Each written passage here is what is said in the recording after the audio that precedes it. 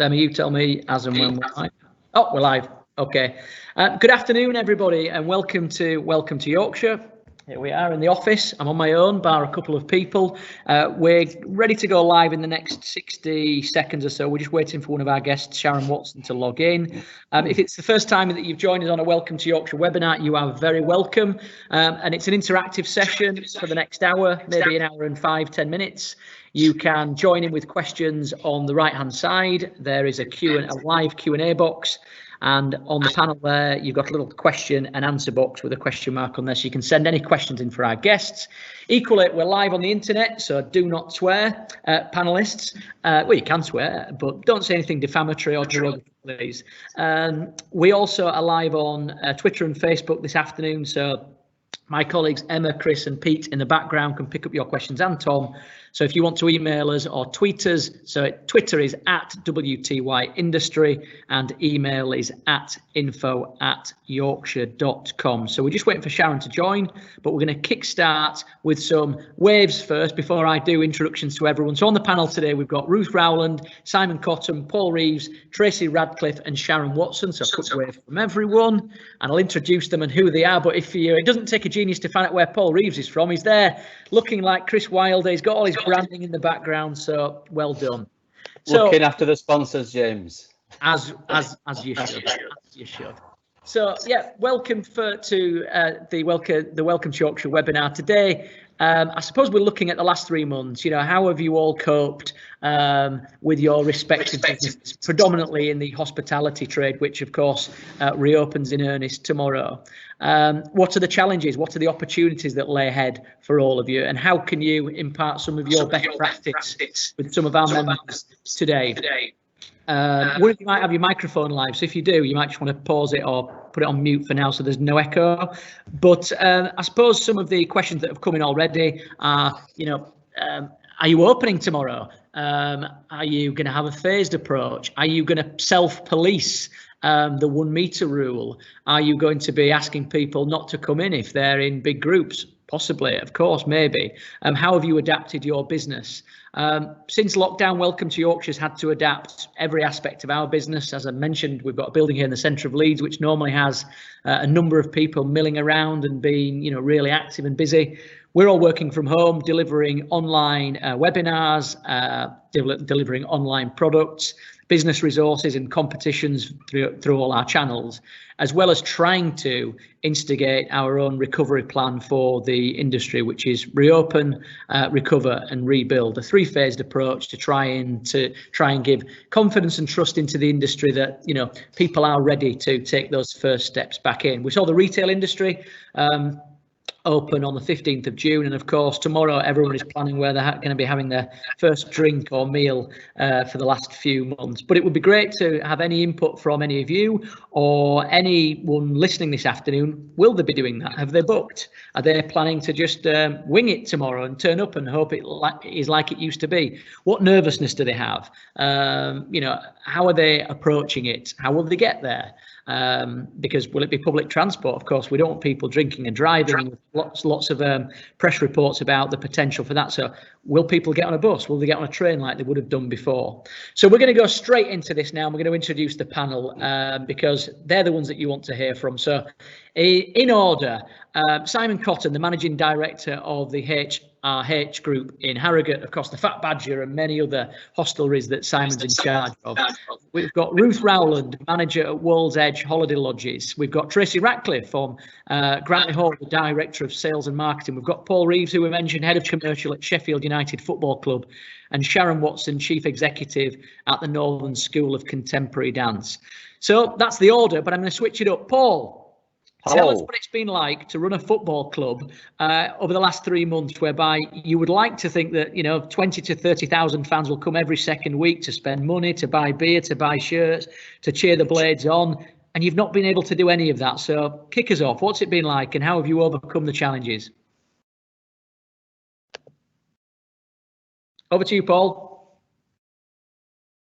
Oh, is Paul frozen? Right then, are you still there, Paul? Yeah, still there. Yeah, go for it. Technology. So we've got five minutes to cover that lot then. I might give you a bit longer.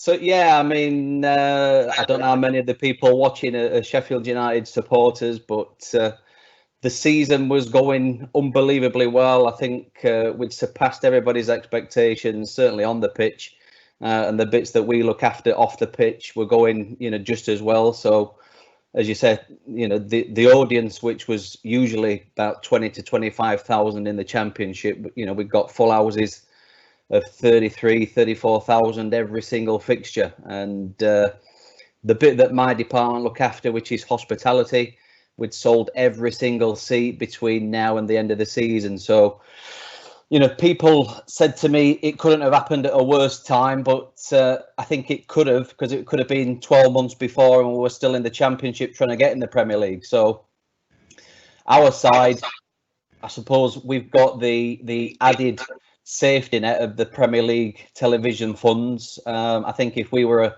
a League One club and even a Championship club now, they are heavily reliant on people coming through the turnstiles and people be able to buy drinks on concourse and in restaurants. So it's been, for everybody, a huge challenge. So we've done everything, that we've needed to do in line with government guidance, and we're just pleased to be back. First of all, playing football, and doing it within, the safety guidance that the Premier League have carefully stepped us all through. As a business, obviously the bits that I look after, which is first and foremost sponsorship and advertising, even things like this is nice added value for our commercial partners. We've tried to keep their profile as high as possible by switching everything which should have been on the pitch and quickly migrating it across to digital. So making, best use of our social channels, our website, and trying to keep them certainly front and centre. Things like this, the manager, whenever he does his press conference, it's now in front of a virtual backdrop because we can't do it in the normal media suites that we've got. So, that side of it hopefully looks after itself. The stadium has now got a complete wrap of artificial fan pictures and banners with sponsor logos on. So, we're picking up wherever we possibly can all of the media coverage that they're getting. And then, back to the basics, local business. Obviously, we're a big retailer now as a Premier League club. We've got our own superstore down at the stadium, and also we've got a store at Meadow Hall. So again, we carefully had to step through all the government guidance and make sure that we were operating and retailing within the safety measures that we've been given. What I will say is that all of the majority of trade that we're now doing still is online. A lot of the customer base still are very reluctant to come down to the store. And certainly Meadow Hall's footfall has been heavily impacted because of what's been happening. And then hospitality wise, just to pick up on your question, James, obviously, like you said, the government lifts the restrictions as of this weekend. But from the Premier League's perspective, we must continue to play games behind closed doors. So as much as we would love to be able to have people in the stadium and in our restaurants, unfortunately, we're unable to do so. And we're still in a position where we don't know how quick that might be or how long that might be. So it's very much a waiting game for us. What I will say, and as we said in the programme last night, football without fans just isn't football. The guys on the pitch, they're entertainers, and whether footballers are like pop stars or like any other sports stars, they want to play in front of a crowd. So the sooner that we can safely get a crowd back into Bramall Lane, I think everybody will be happy. Brilliant, Paul. Thank you for kicking us off. Really appreciate that. And you'll certainly have longer than 5 minutes to take us through some of the trials and tribulations later on. But Sharon, lovely to see you. Better late than never. We love it. Thank you for joining us. You're clearly the busiest woman in showbiz right now, but thanks for joining us.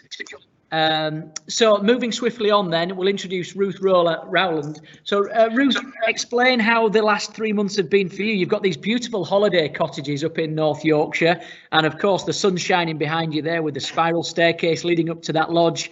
You know, this is the busiest time of the year for you, and it was, I suppose, from March, April. You know, how have you adapted? How have you coped? And how are you feeling ahead of, you know, the next few weeks? I've gone live. Okay. Oh, hi. Yes, nice to see you all. So it's been a bit of a roller coaster for us. We were pretty much fully booked, especially like in the brand new tree house that was just last June. So it's been pretty hard. We had to cancel like so many bookings and refund people. Lots of people were just amazingly kind and moved their bookings or accepted vouchers. Yeah, so it was like this roller coaster of having to cancel everything, which was not nice. And then we went into a quiet period, which was very calm. And we spent that time just trying to keep the lodges looking nice, keep everything weeded, getting some work done, so that when the guests come back, everything feels as though it's like brand new. We've taken that opportunity to really sort of work on things, make some changes that we can't have time to do, and now we can do it, which is really exciting. With quite a lot of bookings to play. Is that?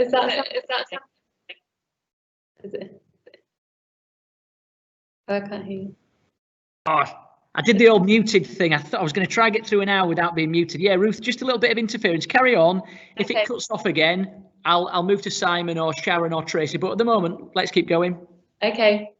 Yeah. So now we're ready to open. We've still got quite a lot of bookings in place. Any group bookings have cancelled, which has given us a little bit of space just to get our heads around everything. So we're going to start off. We're going to sort of start off just with a few bookings and see how it goes. The most important things for us are making sure that our staff are safe, making sure that our guests are safe, and making sure that our guests still have like an enjoyable experience. So we're doing our best to still include any extras, but we might have changed the way that we're doing that. And try and find other ways that the guests can enjoy themselves. If like they can't go to the pub, there are people offering meals to be delivered. So we're trying to find as many of those sort of other nice little touches as possible. We're going to focus on walking and bike hire, and yeah, just maybe change people's sort of perception, try and get people doing things that perhaps they might not have done before.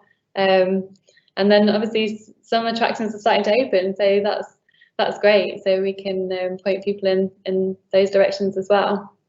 Ruth, just before I move on to Simon next, that was a clue, Simon, to be ready.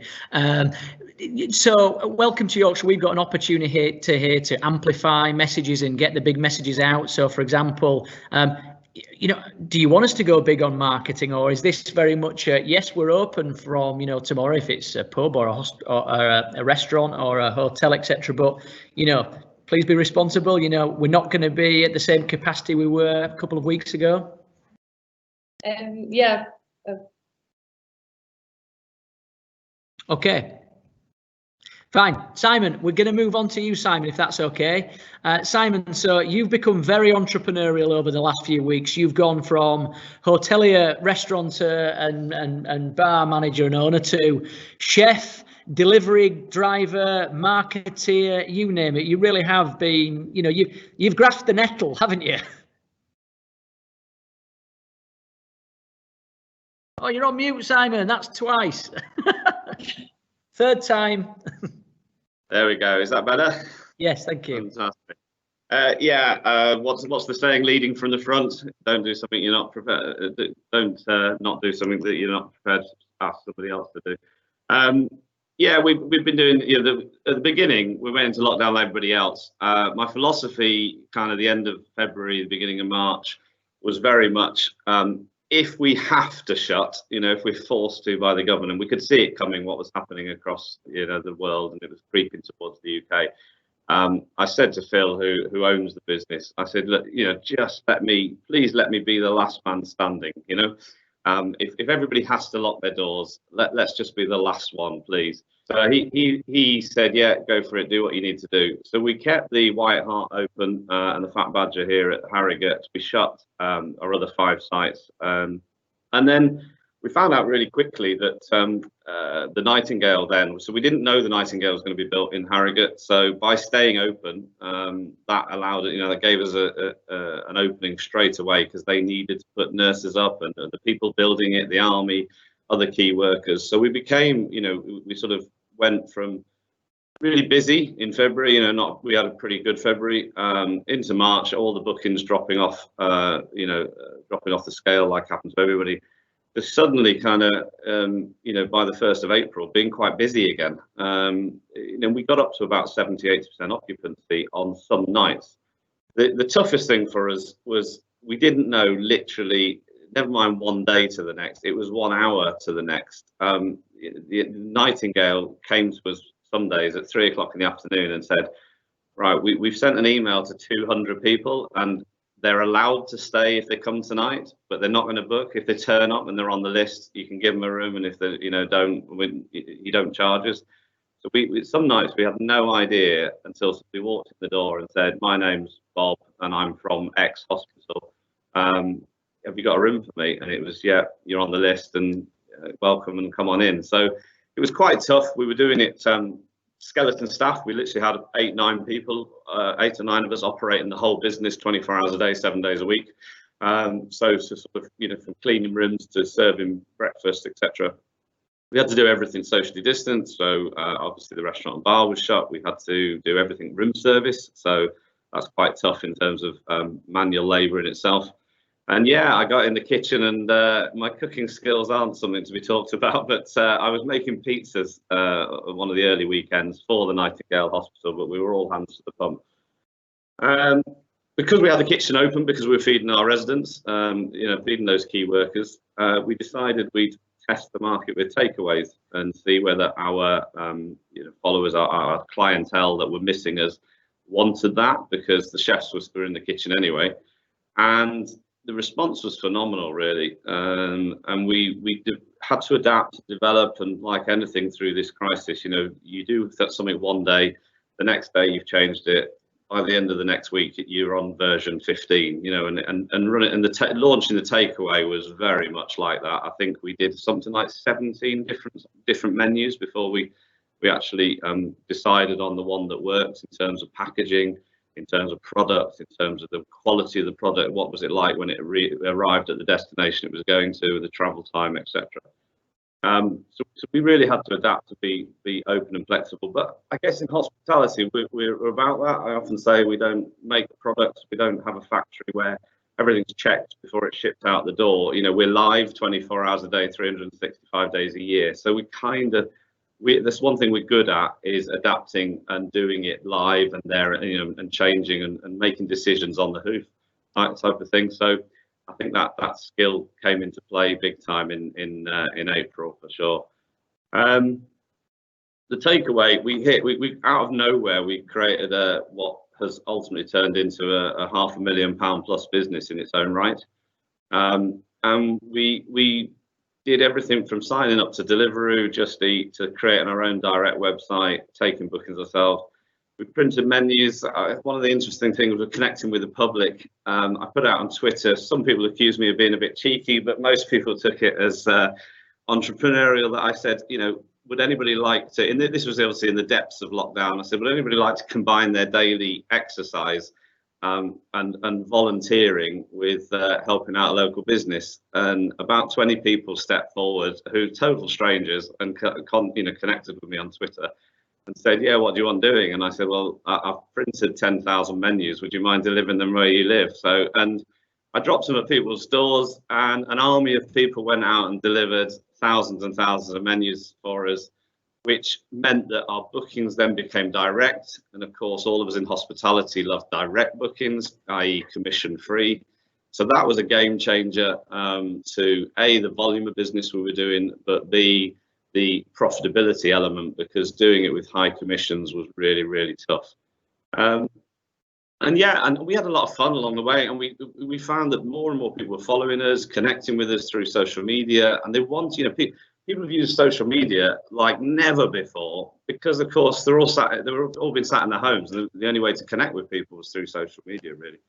So we milked that, made sure we took advantage of it, and put some fun stuff out there. So rather than just deliver a burger, people were telling us it was their birthdays. We've turned off singing on the doorsteps, people, and it's got to be a bit of a Harrogate thing, actually. People, believe it or not, I'm slightly embarrassed. People have booked me to come and sing on their doorstep, which, and I sing really badly, but I think that's why they're doing it. I think they're taking the mick out of me. But hey, we did the other week. We did, because you can't go on your holidays. We did a special. We did paella one night, so I went singing "Viva la España," and I had a little hat on, which somebody told me was a Mexican hat, but I thought it was Spanish. But hey, Sharon, I think you need to get Simon's details. He's clearly in the wrong profession. He needs to be in the performing arts profession, doesn't he? So Simon, I didn't have that down, but thank you for your introduction. That's I've been really kept up to date with how you're getting on. And the irony is we've never met, have we? So I joined in January.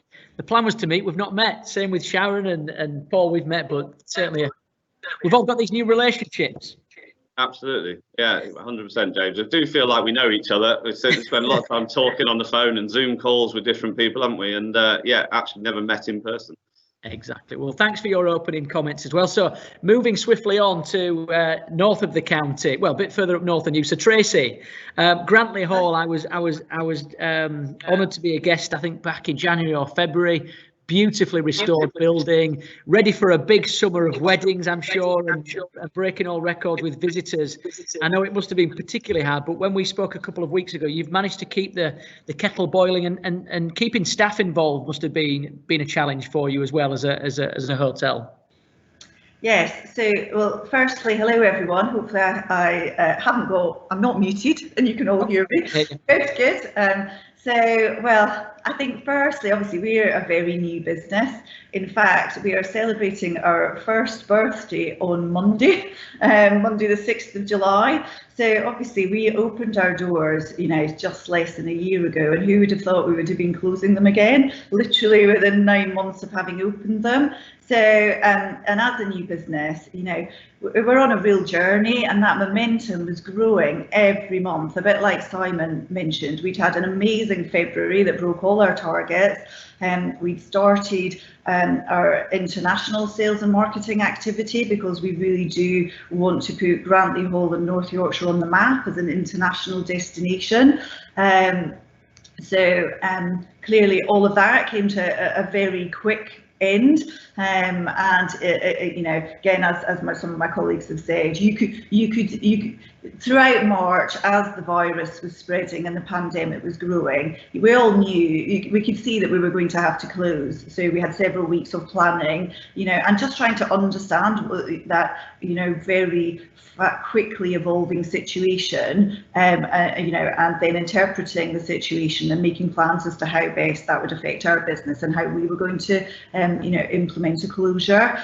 So whilst we were closed, I guess, certainly from my perspective, communication first and foremost was incredibly important. So firstly, it's been key for us as a business to communicate with all of our staff.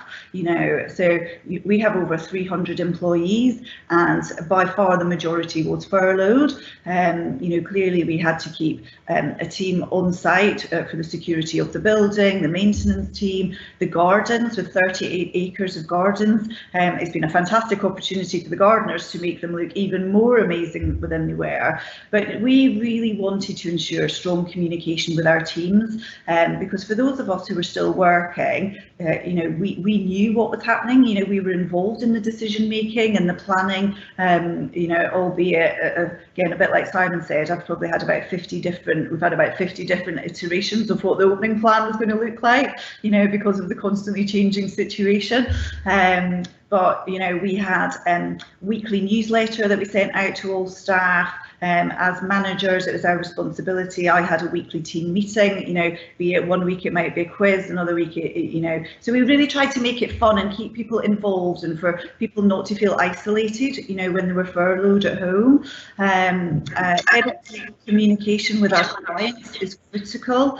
You know, we had thousands of clients that needed to be cancelled, you know, during the closure. Then we had obviously all of our wedding guests to deal with, you know, and we don't know any more than the general public. You know, while there are lots of industry forums and webinars, and I seem to have spent half of the last 3 months on, you know, Zoom calls or webinars, etc. Ultimately, we are all trying to interpret the information that's coming out from the government, and I'm sure we're probably all interpreting it slightly differently. But you know, you're then trying to apply it to the specific requirements of your own business. So we have really tried to make sure that you know, external communication with our client base has been consistent. So, you know,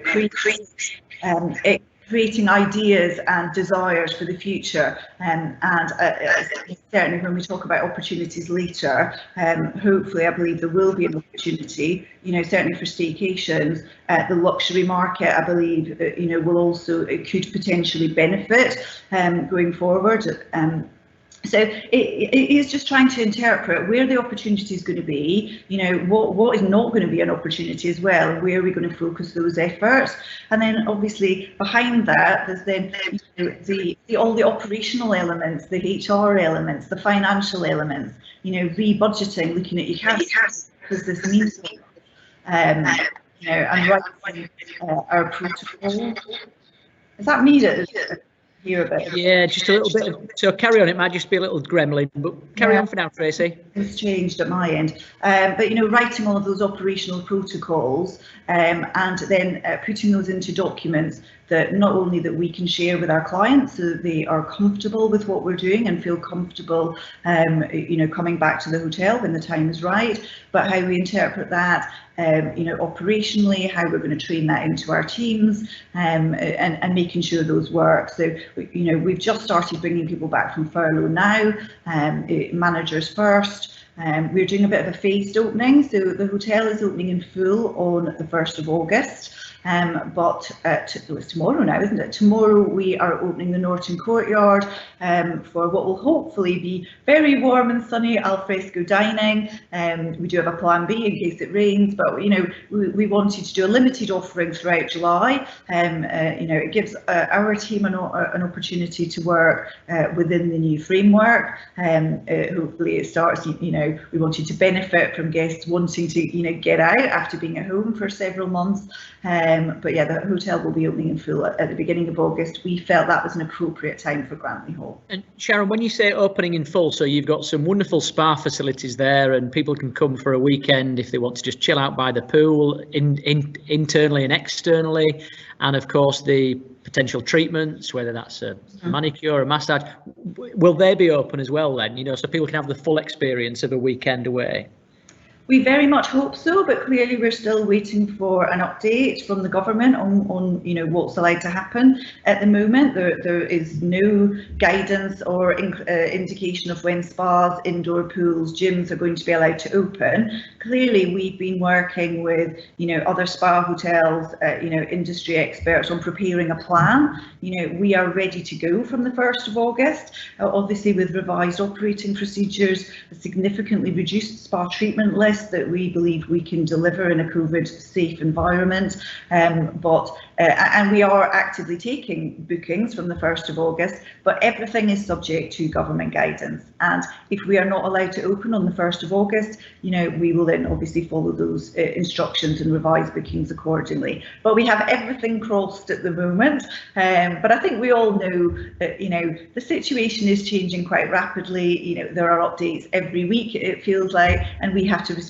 to that and act accordingly. But yes, our plan is ready so that people can enjoy the full Grantley Hall experience. Brilliant. Thank you, Tracey. So moving on to Sharon then. So Sharon, we've heard about 4 of our colleagues in the hospitality industry that fantastic they can open tomorrow. But I suppose in your role, a relatively new role as well, you certainly didn't expect this, but part of your role is as an educator. It's a school. There's classes on for people to learn about dance for the first time. And then, of course, performance. And all the news yesterday was that, you know, we're seeing Opera North having to postpone yet another schedule of events. We're seeing some of the big theatres potentially at threat. You know, how have you managed in the last few weeks? Because certain parts of the school are back open, aren't they? But then other parts maybe weeks, if not months away from opening. Yes. Hello, everyone.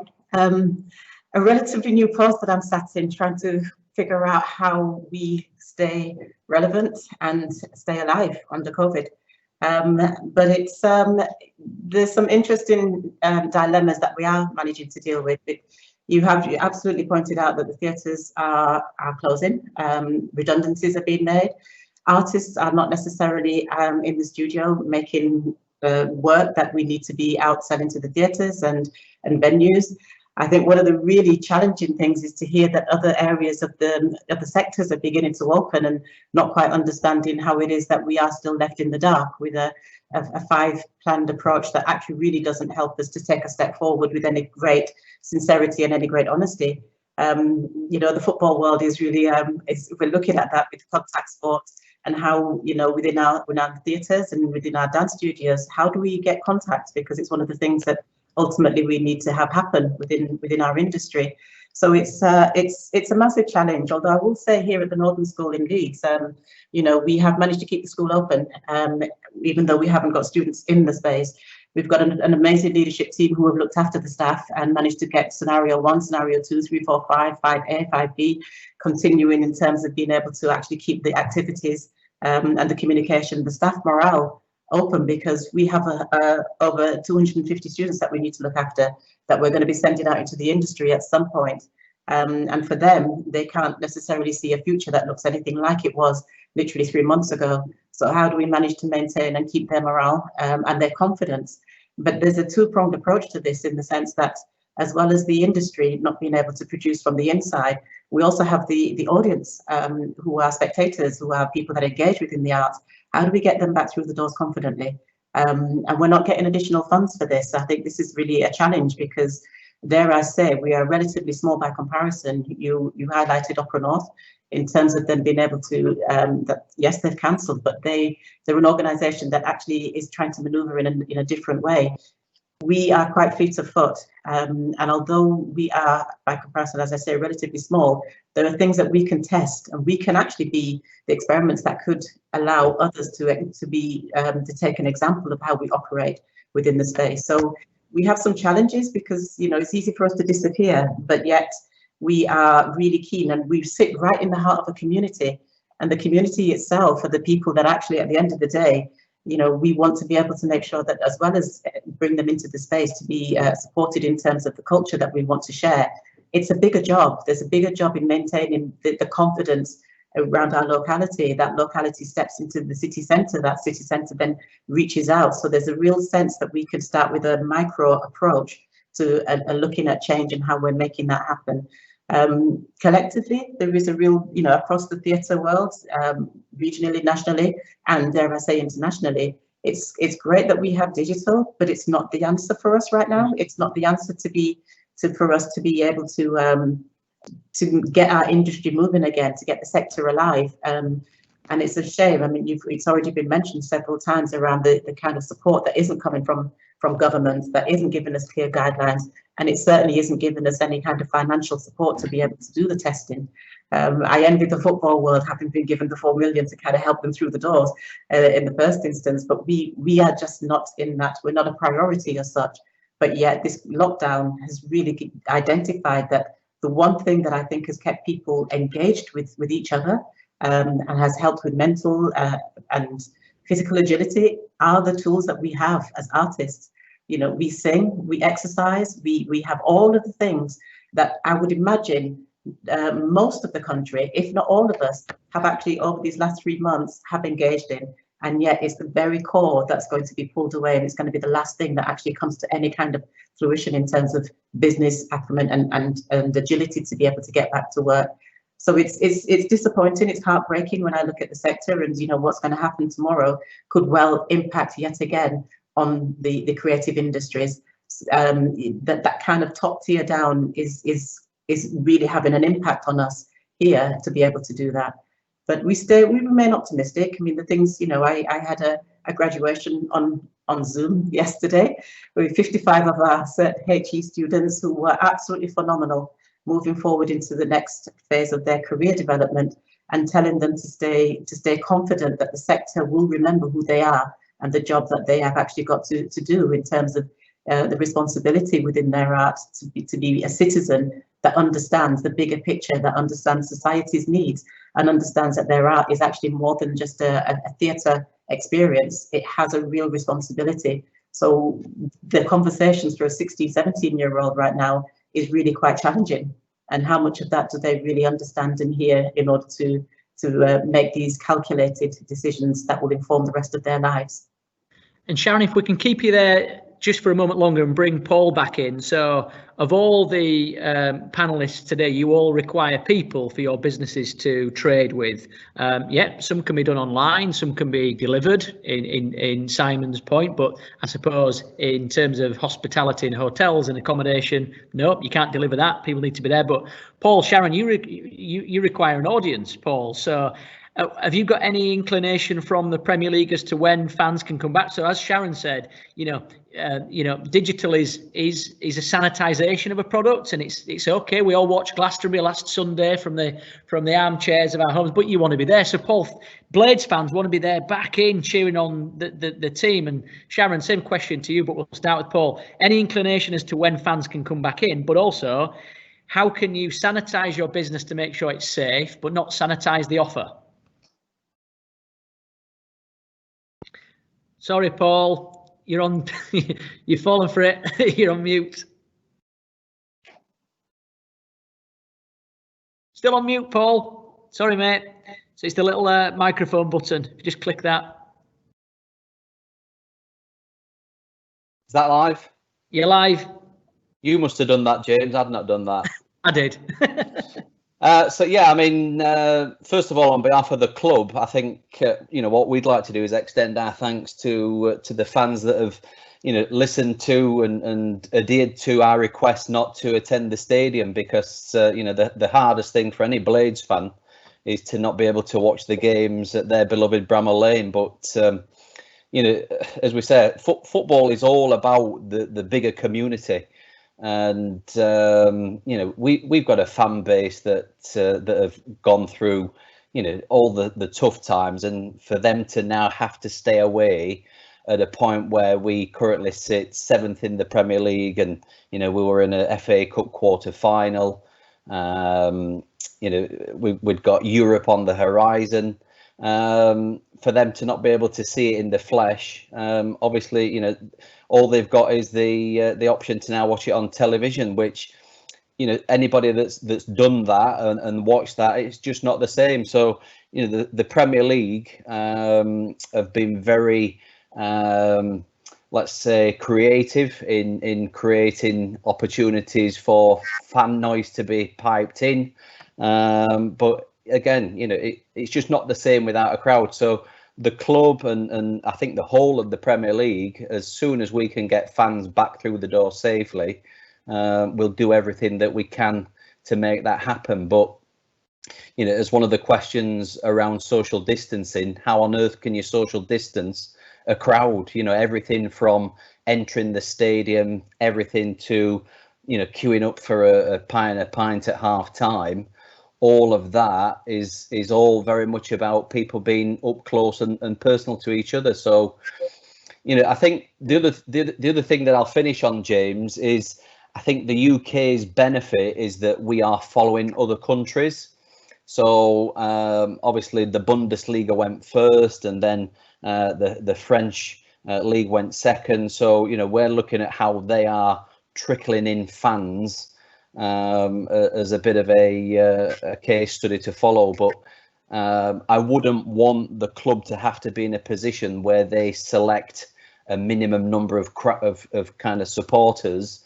If they say you can have a 25% capacity, again, the lower divisions where, you know, they've got a stadium capacity of maybe 25,000 and an average gate of 7,000, then they can space people out. But, you know, as we would say at Bramall Lane, you know, the home games that we've had this season, you know, we couldn't squeeze another person in. So it's a real tough one that thankfully I've not got to make that decision. It's got to come from the Premier League and it's got to come from government guidance. Yeah, Paul, you're right. And I think, you know, football crowds like theatres aren't made to be socially distanced. And on that, Sharon, so the future of the performing arts sector. So if it's a performance of Hamlet, if it's a performance of dance, of ballet, where you want that intimate experience, you want to almost hear people laughing, crying, or understanding the performance. You know, is there a future if all of a sudden it's me, but then 4 seats before the next person? Thoughts? It is tough. It is tough, and it's quite heartbreaking to think, because sometimes the experience is because of the people that are in the audience, not only what's on the stage. And you know, that's a really important part of the experience, and it's a memorable experience. So we've got a job on our hands to try and make that work. But that's what the creative arts does, where we experiment, we test the waters, we try new things, we come up with new ideas. And you know, you may well have come across some of the local organisations that are trying new ideas. The show comes to town and you're still in your car watching a performance. You have people that are sitting in tents and actually having social distancing in that. So you're experiencing different ways in which you're receiving culture. But ultimately, there is that job of actually Arts Council as well as DCMS, as well as government.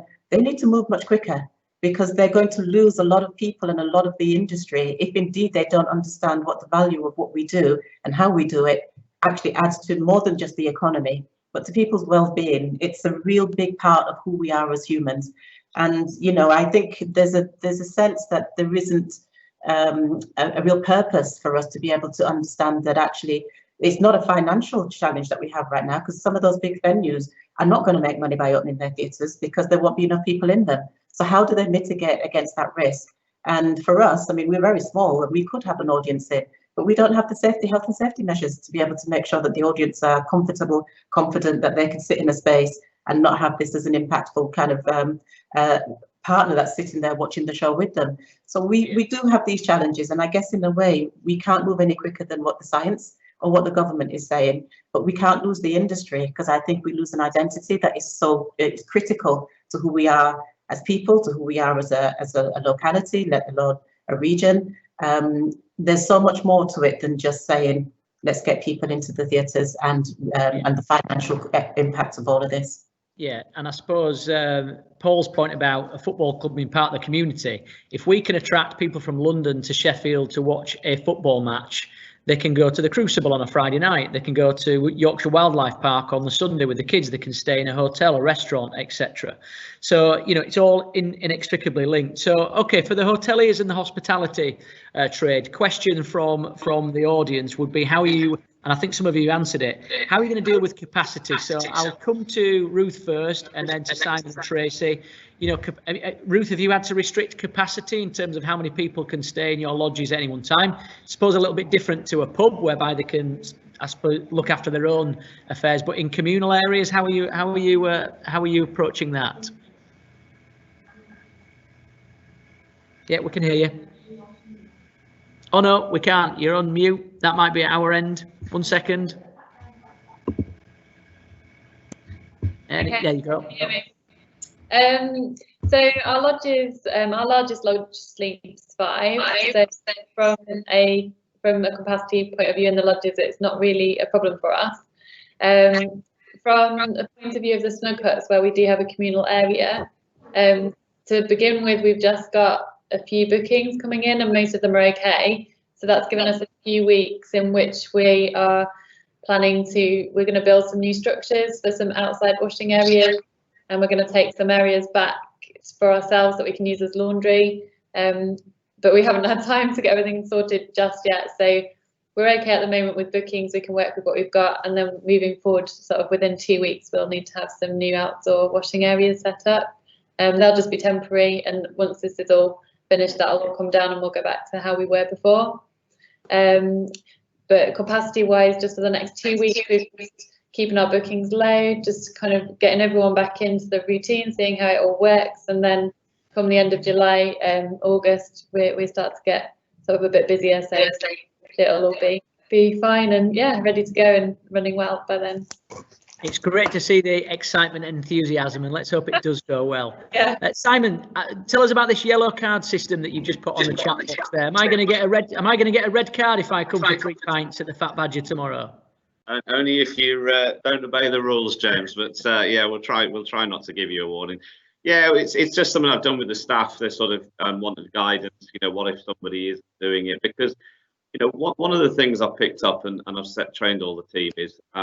Whilst we've got to police this, whilst we've got to manage it, I don't want them treating people like airport security and thinking that everybody that walks through the door is a death threat to us, you know, which airports have to, you know, but we're not. We're in hospitality. We want to make the place welcoming, open, fun. But also we obviously have got to manage that, you know, somebody who gets the rules on arrival because they understand and they're totally sober, maybe sort of 3 or 4 pints in, they're nicely relaxing and they're kind of forgetting things a little bit. We've trained the staff to sort of watch that, and at first thing, it's going over and really politely and really nicely and very quietly having a little quiet word with them, just reminding them of the rules. And if needs be, it's kind of, you know, giving them a virtual yellow card. So Sheffield United, I know all about that. Obviously, it's just using the football system of, you know, you've had your warning and that's it. And if we have to come and, you know, if we have to come and do a second yellow, then it's a red and it's time for you to go. And hopefully people will respect that. And one warning will be enough to sort of say, yeah, no, carry on having fun, carry on having a good time. Just sort of tone it down a little bit, if you know what I mean. You're muted now, James.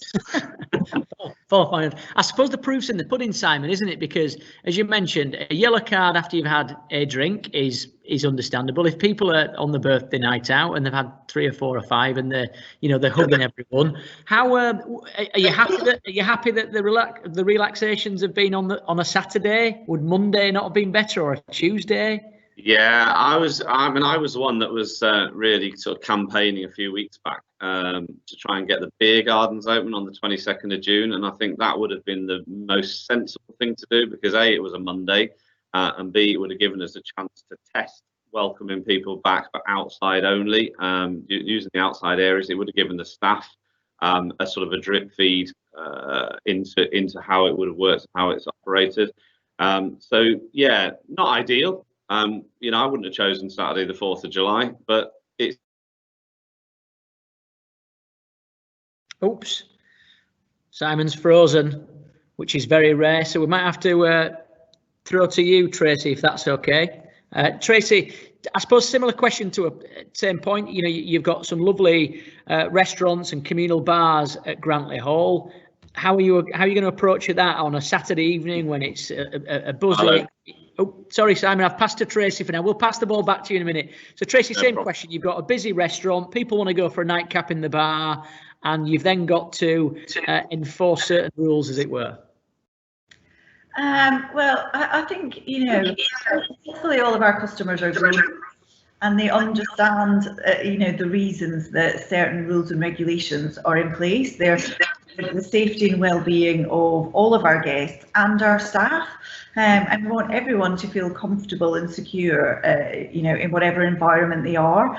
I mean, fortunately for us, we do have multiple bars and multiple restaurants. So with 38 acres of space and only 47 bedrooms, and you know, clearly we are prioritising residents initially. Effectively, there's about 0.8 of an acre, you know, per room sold for guests to enjoy. So we will be offering picnics in the grounds. We have multiple terraces with outdoor dining opportunities. You know, we have 3 restaurants and 3 bars. So, you know, we will be very much trying to push diners of specific restaurants to the relevant bars closest to those restaurants. I think in the past many people have congregated in the main hotel bar, but we have plenty of other space, you know, to ask guests to go and enjoy a pre-dinner drink in before they dine. So it's just making the best use of that space. Yes, asking our guests and clients to be respectful, you know, of each other, our staff, and the procedures that we have. And a bit like Simon said, if unfortunately we reach a point where somebody feels unable to adhere to, you know, how we wish to operate, then clearly we have a duty of responsibility to the wider audience. But I'm sure we won't have those issues, and everyone will just be very happy to get out of the house, you know, when the time. Yeah, Tracey, I'll stay with you if you don't mind, because we're going to finish with opportunities. Yeah. So, of course, with every obstacle, you know, especially us here in Yorkshire, whether you're from Yorkshire or Yorkshire business owners, etc., we've got to work our way through this and be dexterous. So you mentioned the luxury market. What opportunities other than that exist for you? You know, and again, the way that you've used social media has been quite clever, I think, in terms of that. Imagine now, you know, discover later. You know, we're here. We've only been here a year, but you know, if you're thinking about that, you know, real treat for someone in your life or a wedding, etc. You know, look at the aerial shots, look at the video, the experiential opportunities. Yeah, I'd like to take full credit for that, but I've been on a lot of industry webinars, so I've been soaking up ideas and then putting them into practice. Just take it. I will, all my own work. So I think, you know, the opportunity short term, I think hopefully we all expect, you know, that there will be an increase in the staycation market this year because of the challenges of going overseas, you know, potential quarantine restrictions and concerns about is it safe to do so and what would a holiday overseas look like. So, you know, we believe there are multiple reasons why a property like Grantley Hall is hopefully perfectly poised to benefit. You know, firstly, we are very much a country house hotel, clearly, so space, you know, fresh air, the natural world, our gardens, being on the edge of the Yorkshire Dales, particularly for people who might have been cooped up in city centres for the last 3 to 4 months. I mean, those of us who live in Yorkshire, you know, a lot of us, you know, live in perhaps more rural locations, so we've had access to this. But for those, you know, who have more, you know, either suburban or city centre lifestyle, then, you know, clearly there will be a desire to escape the crowds and go and visit somewhere where you've got more space and access to the great outdoors.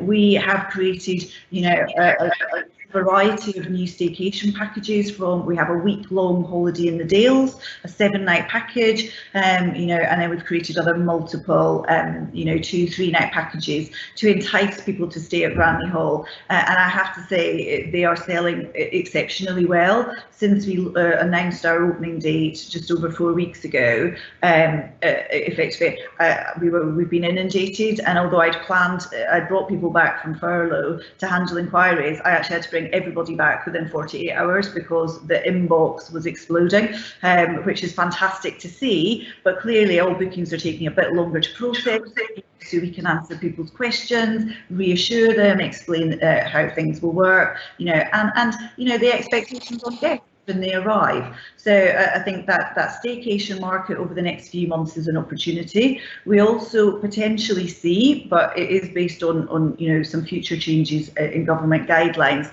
that perhaps that small private dining market will be an opportunity. You know, at the moment we're not taking tables over a maximum size of 6. Or where we are saying, okay, it is subject to government guidelines changing by the time you come and visit the hotel. But I think, you know, people who want to celebrate special occasions, you know, missed family, you know, parties that they might have missed during lockdown, hopefully there will be an opportunity for those small private parties, and we have actually created a new private dining room at the hotel on top of the ones we already had available. So hopefully there will be an opportunity there. We are certainly getting inquiries for events like that, but clearly we're waiting for the government to, you know, perhaps relax the restrictions, hopefully in perhaps a couple of months. Then, to be fair, the biggest challenge for us, and I'm sure many other properties, is that weddings and events market, because that is a massive piece of our business, and that is decimated this year. Because we were a property still in the very early stages of our trading, we perhaps haven't been quite as hard hit as some other properties who are very big wedding venues. So we have been able to be very flexible on dates for our wedding clients, and facilitate rebookings, next summer, and they pretty much all move to next year. I have a few hanging on, for the rules to change this year, but I think, nobody's got a crystal ball, so it's very difficult to give advice to those clients on what's going to happen. So, it's an opportunity for next year, provided things get back to, anywhere near what normal usually looks like. Then actually that's a massive opportunity for 2021, for us to have a bumper year. And I guess ultimately Grantley Hall, hopefully like many other hospitality businesses in the region, we are here for the long term. This is a blip, a big blip we weren't expecting to have to overcome in year one, but the foundations of a fabulous business are there for the future, and we will get past this, and hopefully, in a year or 2 years' time, we'll be looking back and saying, oh my God, do you remember when? Because now business has come back with a vengeance, and I think people will, perhaps it's an opportunity for the market to gain a new appreciation of staying at home in general. I do believe flight availability may be limited for a couple of years, because airlines will need to be cutting costs. So if there is less cheap flights to go abroad for, I'm always going, let's go to somewhere for the weekend, because it's so easy to do.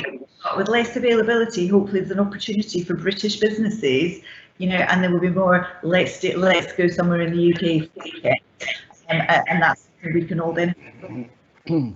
Thank you, Tracey. I think we'll take you up on the private dining. I'll speak to my good lady this evening and see if we can do that. Paul, by the way, we're finishing in about 5 minutes, but can everyone stay on for 10 minutes? 10 minutes max extra, just so we can take some pictures. So, Paul, no opportunities then. So, can I, as a Blade, come and watch the away games in one of your bars and hospitality suites over the next few weeks? Is that an option for Sheffield United fans, or?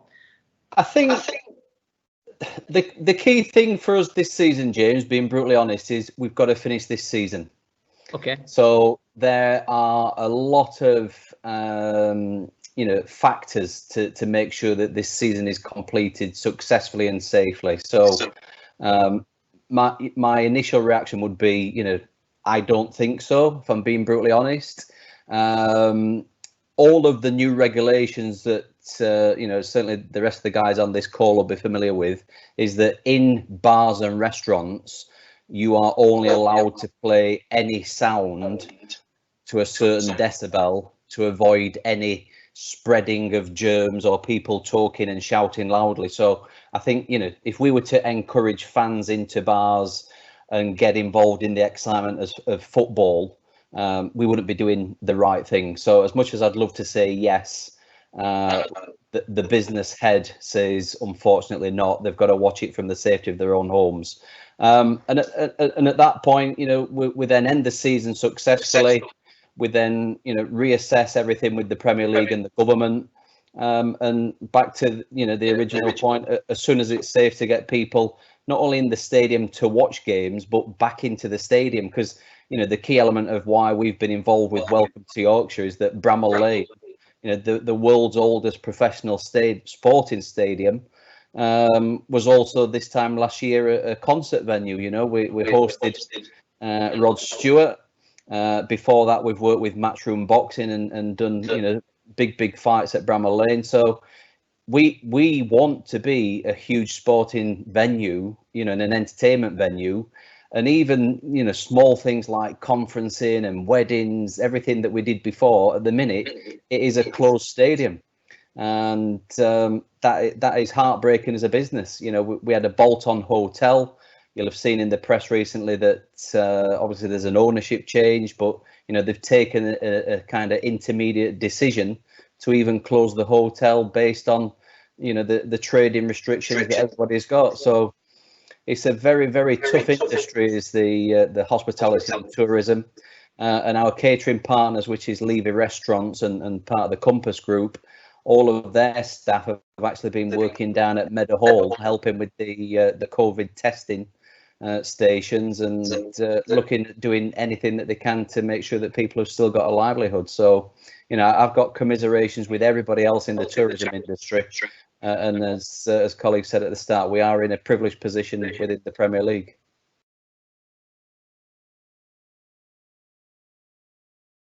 You're on mute, James.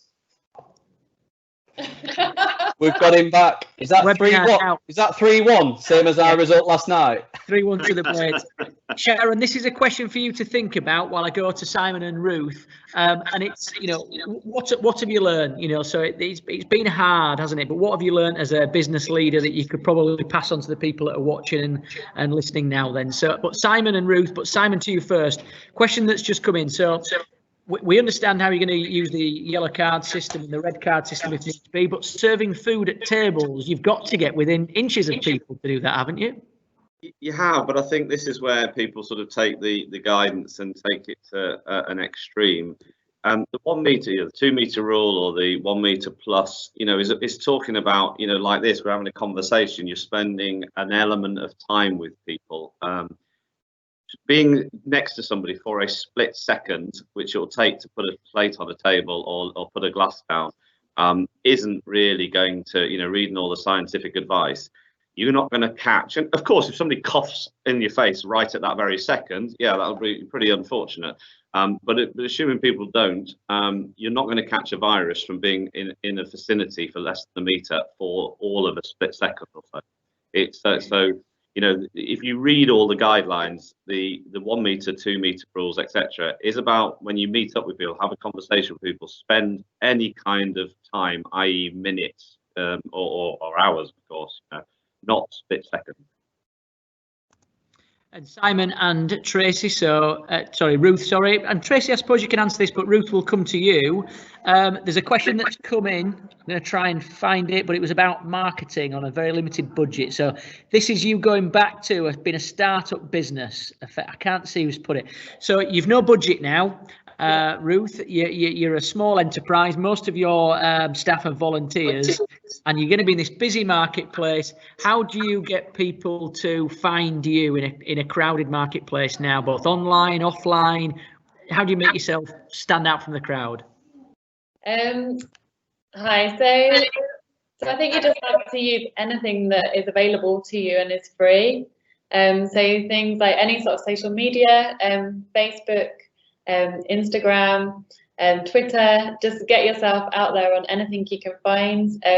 Word of mouth is really important, so get along to as many meetings as you can like this and talk to as many people as you can, and then just try and get others on Facebook to share. So say on Facebook or Instagram you want your guests to come to you, and then you need to give them something to talk about, so try and get other people to do the work for you. And so the more little touches and the more like nice little things that you can do, which people don't find somewhere else, the more that gives them to sort of talk about and share, and just do an amazing job, and then people will just talk about you, and yeah, they'll all help you. Oh, James, you've done it again. Same question to you then, Simon. So come on, be the entrepreneur that you are. You've got no money to publicise all your wonderful offers and even your singing talents and your cooking. These smaller businesses that have really struggled over the last 3 months, they haven't really earned a penny. They've scrimped through on savings, so they've no money to market. What can they do? Because we're expecting a boom, aren't we?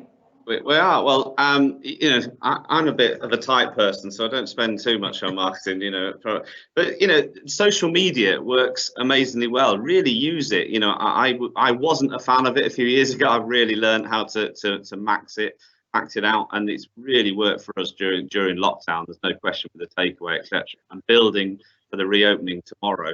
Anybody who does follow me on Twitter, you'll see that we're launching Harrogate on Sea, the Badger Beach here in Harrogate tomorrow. So we're utilising the outside space, the car park.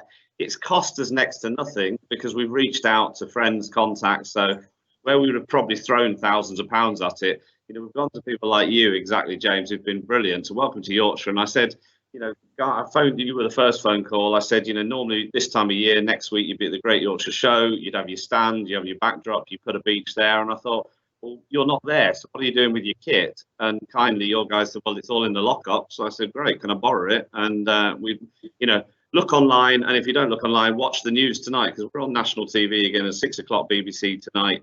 We've just done the filming just before this webinar, so it's going out live tonight on 6 o'clock national news. Simon, I didn't realise we'd given those for free, so there will be an invoice following, just so you know. Fantastic. But no, and I'd say that, you know, talking about the 6 o'clock news, reach out to the media.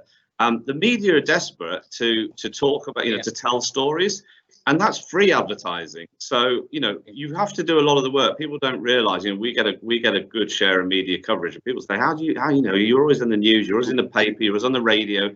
And that's because we reach out and we do half the work for the journalists, because lots of media nowadays don't have the staff, the backroom staff, the journalists that they used to have. If you go to them and say, would you like to send a photographer down, send a reporter down to do this for me and do that, they'll probably say, well, no. But if you say, well, here's a story, I've written it, I'm providing you with a photograph, and if you want to follow up, tell me what you need and I'll provide it for you. It's amazing how much coverage you can get. And the answer is also yes, and be ready to move and react really quickly. So the BBC phoned me yesterday afternoon and said, can we turn up tomorrow and film? Now, lots of people in organisations, their go-to place is, oh no, how will that? Oh, I'm not sure I want a camera in my face, or I'm not sure I want this and that. Just say yes. I mean, my answer is yes to everything. I am known to, you know, the sort of person that goes to the opening of an envelope. But I always think, say yes and work out the detail after that. Brilliant. So if we can book a table for 6 for Ruth, for Sharon, for Tracey, Paul, and for myself, we'll be in tomorrow night. So well, it's going to be where the party's out, socially distanced party, but we're doing it, we're creating it in a fun way. We're saying safety first, but we are certainly not taking the fun out of what we do here down at the Fat Badger, for sure. Yeah, I think that's really important. People need to come to, you know, whether it's a dance performance, a football ground, for the reason they're coming. It has to be safe, but the reason they're coming is football, dance, staying over. So, Sharon, we're going to give you all a minute now, or 2 minutes if you want. It's entirely up to you. What have you learned through COVID? And it's still not gone, by the way. You know, it's still here, and we mustn't be complacent. What have you learned about you as a person? What have you learned about society? What have you learned about your organisation? What a question to finish with. So start thinking, everyone. It's the same question. What have we learned? Thanks, James. That's a big question, but it is an important one, because actually one of the things that I found out about myself, and actually what I would say to anybody out there, which I think has been said in very— Sharon, just interrupt. Your camera might— that's it. Your camera just tilted. It's perfect now. Go again. Thank you. What I would say, which I think has already been said in numerous ways on this call, is that you have to be fearless. There is something about understanding what the ask is and asking anyway. Everybody's at home right about now. So, you know, I could have a question for Paul. How can we get performance into your spaces? Because it's an alternative way to encourage people back into spaces. And these are things that I think we need to do more of, the ask. I think there is a levelling up, and I know that's a government terminology right now, but there is a levelling up. There's a lot of strength that comes from the local. And if we understand the local, we've got a better opportunity to be able to extend ourselves and to actually build that confidence. So I've learned that actually the whole thing about the hyper-local areas are really, really crucial. And I'd want everyone to consider what that is and how they could utilise that much better. I think we all need to address our values. If we start from a place of value, then we understand better how we can function, how better we can give over to each other, how better we can make our communities and definitely the industries in which we work. I am in a new environment, newish environment. I mean, dance has been my life, but the one thing I have learned really is that, as you say, there's different ways of saying no, but there's a lot more better ways of saying yes. And within that, if you're saying yes with more than yourself, you've got a better chance of delivering. So I'm open, and Simon, I take your stance on saying let's work out the detail later, because ultimately creativity will help us to do that. We've all got everyone's best interest at heart. It's not starting from a place of a monetary value. So let's kind of put that to one side whilst the country and the world sorts itself out, and let's help others that can't necessarily help themselves. For an impromptu answer, Sharon, that was pretty good. No pressure, Tracey, over to you. One thing you must learn is your battery's running out, so you've got to go for it. Go live. I've got to go for it. So short and sweet from me. I think it's just to, you know, be flexible, be humble, be innovative and creative. I think everybody has experienced a different pandemic, you know, a lockdown period, and we cannot have assumptions about the circumstances that other people have survived the last 3 months in. So therefore, I think we have to just be incredibly sensitive to how others are feeling, you know, because we don't know their individual circumstances. So therefore, you know, yes, you know, are requesting work you know, to visit our property in a certain way, but you know, we want to look at every individual guest and take their individual experience and be very sensitive to how they're interpreting, you know, our rules and guidelines, because we don't know how, you know, what they've had, you know, what they have had to put up with for the last few months. So I think that's it. It's just, you know, being flexible, being creative, being innovative, and being humble, being sensitive to people. Brilliant. And now I'm ready to go because I've got 1 minute left. Goodbye. If you go, Tracey, we'll accept your apologies. So, Ruth, same question. You know, people will be coming to your wonderful lodges over the next few days and weeks for that escapism, that piece of tranquility, that beauty that they've been wanting. So, you know, I suppose that's not a question, but the question is, what have you learned? How have you changed? How are you adapting? You know, what will you take with you forward from this? So we've learned, like, that you never take anything for granted. Like, yeah, you can just never take anything for granted. I've learned how important the local community is, like massively important, and that we need to support it, because if we don't support it, then we're going to lose it. And that we need to look after each other. Like, yeah, we all just need to come together and look after each other. That's what I've learned. Yeah, I guess, like, if we know people or not. Thank you, Ruth, and we really appreciate you having you on, by the way. And we've got Mike and Karen from Esme House that have asked, how do the panel envisage surviving the fallow season at the end of the year and being solvent for the next year? I think we've answered it in that we've got to be entrepreneurial, attack it like Sharon said, you know, be fearless. And actually, what I'll take from you, Ruth, is do it with a big smile. You know, people are coming to you for their weekend, their week's holiday. You know, they want to be enjoy it. So thank you for joining us today, Ruth. Simon, the yes man, what have you taken from it? You know, what's changed you, if anything? Just how fast you've got to be able to adapt, and whatever you decide today, you almost expect it to be different tomorrow morning. Yeah. We've got 6 sites across North Yorkshire. I've been around them all in the last few days, done the team briefings. And I've already apologised to them for changing the rules next Monday, because I've said, I can tell you what, come what may, something will happen this weekend, we'll learn from it, and we will change. So I said, you'll have been told to do something tomorrow, and expect to be told to do it a different way by Monday morning. And if we live life and we know that, and you know, I think we've learned that we're going to have to just adapt, but look for opportunities, you know, really take off the blinkers.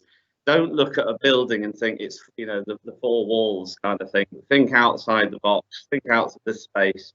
And just, as always, I guess, communication, both internally, but as importantly, externally to our customers. So they know what's happening. And thank people. And, you know, and I think so many people I've spoken to are really understanding that the rules are different. I'm not a scientist. I'm not a politician. I'm not, you know, I have no, you know, I'm not a journalist, you know, it's that sort of, you know, whatever my opinion is, all that counts is I'm in hospitality. I want to be hospitable. I want us to get as close to normality as possible. And I'm prepared to be flexible to do that, whilst obviously putting safety absolutely as the #1 priority. Yeah. Thanks for being on, Simon, and we've got to roll with the punches, haven't we? So we'll finish, last but not least, with Paul, who started the show back an hour or so ago. Paul, what have you learned about yourself, your colleagues, of course, most of which may or may not have been furloughed? I'm not sure. I think you may have not been one of those clubs that did that. But yeah, what have you learned about yourself and your organisation through this difficult period?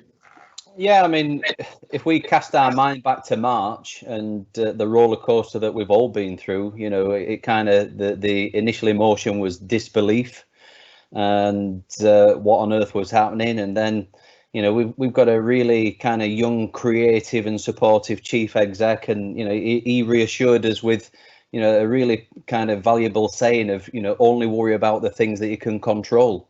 And all of this was out of our control. And you know, Sheffield in the past has been hit by floods, and we'd had some kind of back end of 2019, and at that point you're in it on your own. But I think the key thing in all of this is that not only was the UK in it together, or Yorkshire in it together, this was global. So, you know, we all kind of bounced off each other, and you know, football clubs are really good at sharing ideas and sharing best practice. And we've also got obviously the great guidance of the Premier League, and you know, they've kind of held everybody's hand through everything. And obviously we've got manuals that we've had to kind of read through, and hoops that we've had to jump through. Stadiums have now got red zones, amber zones and green zones, and we're having to watch football matches with face masks on. But you know, if it gets us to the end goal, then you know, that's what we've got to do. So, you know, back to Simon's point, the quicker we can get back to normality and get the sporting stadium as it should be, with fans in it and noise in it and, you know, vibrancy, that's exactly what we're aiming for. Brilliant, Paul. Great way to end. Dig deep. You know, we're Yorkshire folk. We're used to it being tough, so dig deep. Paul, Simon, Ruth, Sharon, really appreciate your time today. If anyone's enjoyed it or not been able to, in fact, if you've not been able to watch it, you're not listening to this now, you can watch it, is what I'm trying to say, on yorkshire.com/industry later on. We'll upload it, we'll tweet it. Thank you for your time, everyone. Good luck tomorrow if you're opening. Sharon, we're with you for the next few weeks and months. We'll get there. God bless everyone. See you later. Thank you.